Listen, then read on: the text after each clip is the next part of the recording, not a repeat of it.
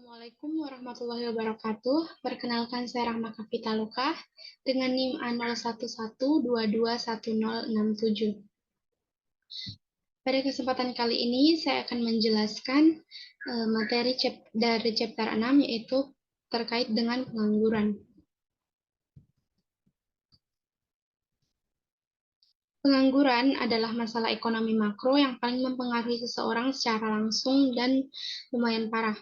Bagi kebanyakan orang, kehilangan pekerjaan berarti berkurang standar hidup dan mengalami tekanan psikologis. Para ekonom mempelajari pengangguran untuk mengidentifikasi penyebabnya dan untuk membantu meningkatkan kebijakan publik yang mempengaruhi para penganggur. Beberapa kebijakan tersebut seperti memberi program pelatihan kerja dan membantu orang mencari pekerjaan.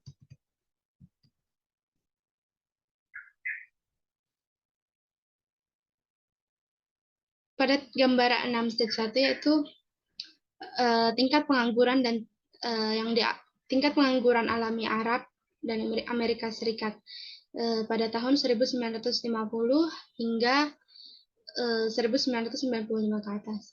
Tingkat pengangguran alami adalah tingkat pengangguran negara yang stabil. Itu tergantung pada tingkat pemisahan pekerjaan dan tingkat pencarian pekerjaan. Lalu pada gambar 6-2, yaitu gambar tersebut adalah fase seseorang menganggur hingga mendapatkan pekerjaan, begitu pun sebaliknya, mulai dari pemisahan pekerjaan, menganggur, lalu pencarian pekerjaan, lalu bekerja pada pekerjaan yang didapat. Lalu fase tersebut akan berulang seperti itu lagi. Salah satu alasan pengangguran adalah dibutuhkannya waktu untuk mencocokkan pekerjaan dan untuk mencocokkan pekerja dan pekerjaan. Setiap pekerja memiliki keterampilan yang berbeda dan lowongan pekerjaan juga yang berbeda.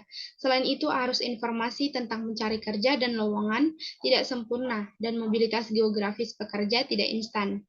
Karena itu, mencari pekerjaan yang cocok membutuhkan waktu dan tenaga. Hal itu yang dapat mengurangi tingkat pencarian pekerjaan. Lalu ada yang namanya disebut dengan pengangguran friksional. Pekerja yang berbeda membutuhkan keterampilan yang berbeda dan membayar upah yang berbeda. Pekerja yang menganggur mungkin tidak menerima tawaran pekerjaan pertama yang mereka terima. Butuh waktu bagi para pekerja untuk mencari pekerjaan sesuai dengan keterampilan dan keinginan mereka. Pengangguran yang disebabkan oleh waktu yang dibutuhkan pekerja untuk mencari pekerjaan disebut dengan pengangguran friksional. Lalu ada juga yang disebut dengan pengangguran struktural. Ketika upah real melebihi tingkat ekuilibrium antara penawaran dan permintaan, jumlah tenaga kerja yang ditawarkan melebihi permintaan.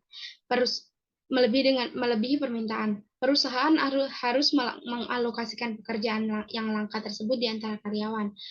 Kekakuan upah real mengurangi pencarian kerja dan meningkatkan tingkat pengangguran. Pengangguran karena upah yang kaku dan penjatahan tenaga kerja disebut sebagai pengangguran struktural. Tingkat pengangguran pada kelompok demografis. Pada tabel tersebut menunjukkan tingkat pengangguran menurut kelompok demografis pada tahun 2007.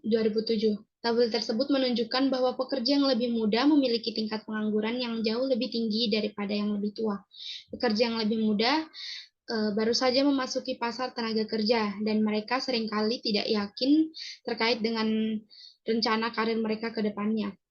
Fakta lain yang terdapat dari tabel 6-2 adalah bahwa tingkat pengangguran orang kulit hitam jauh lebih tinggi dibandingkan dengan orang kulit putih. Pada gambar 6-4 yaitu menunjukkan angka tingkat pengangguran antara tahun 1960 hingga 2007 di 4 negara Eropa terbesar, yaitu Prancis, Jerman, Italia, dan Inggris. Seperti yang dapat dilihat, pengangguran di negara-negara tersebut meningkat secara signifikan. Untuk Prancis dan Jerman, perubahannya drastis. Pengangguran rata-rata sekitar 2% pada 1960-an dan sekitar 10% dalam beberapa tahun terakhir.